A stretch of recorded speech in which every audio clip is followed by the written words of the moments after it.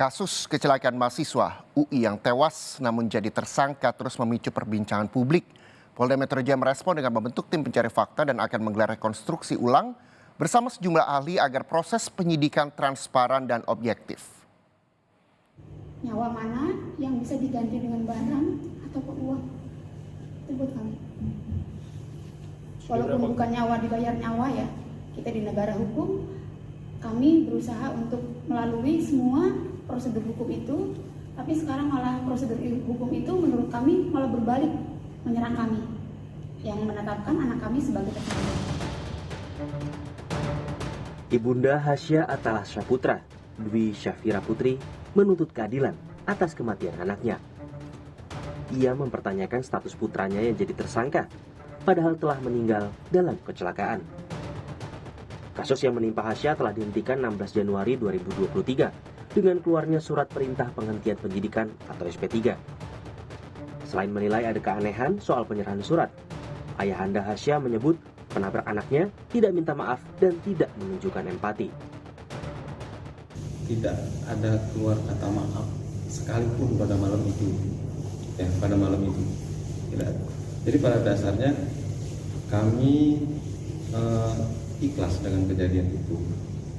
Tapi karena sikapnya tidak ada empati, ya makanya kami putuskan untuk dilanjutkan sesuai dengan hukum yang berlaku.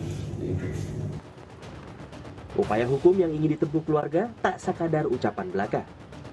Selasa siang, keluarga Hasya Atalasya Putra melaporkan Polres Metro Jakarta Selatan dan pihak yang mengeluarkan hasil visum ke Ombudsman. Keluarga almarhum Hasya menilai terjadi kesalahan atas penetapan tersangka terhadap korban yang tewas. Kami melapor ke Ombudsman terkait maladministrasi dan kesalahan-kesalahan prosedur formal yang dilakukan oleh polisi, yaitu Polres Jakarta Selatan terhadap penanganan perkara yang menimpa Hasya dan pihak yang menerbitkan visum Hasya. Soal penetapan tersangka Hasya memang jadi polemik di publik, mengingat korban telah meninggal dunia.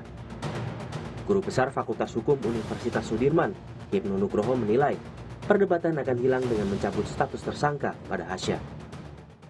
Konsep sistem sebagai penentuan tersangka ini yang cukup dipertanyakan.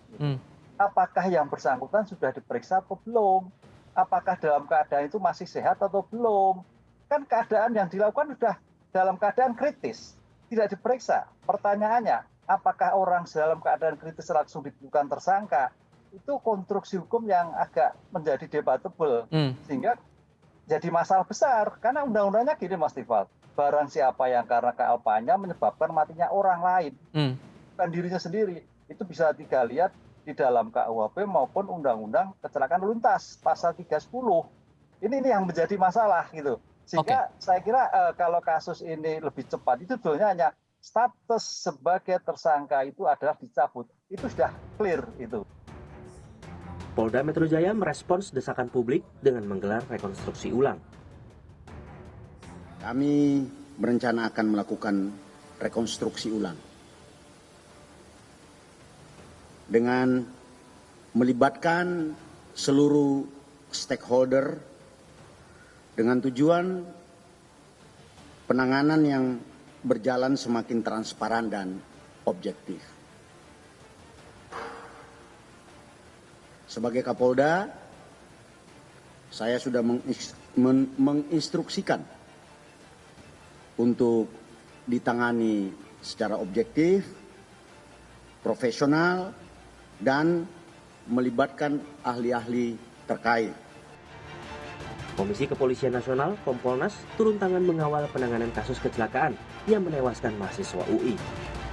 Kompolnas meminta keluarga Hasya kembali dipanggil agar mengetahui secara jelas dan transparan proses penyelidikan dan penyidikan kasus kecelakaan tersebut.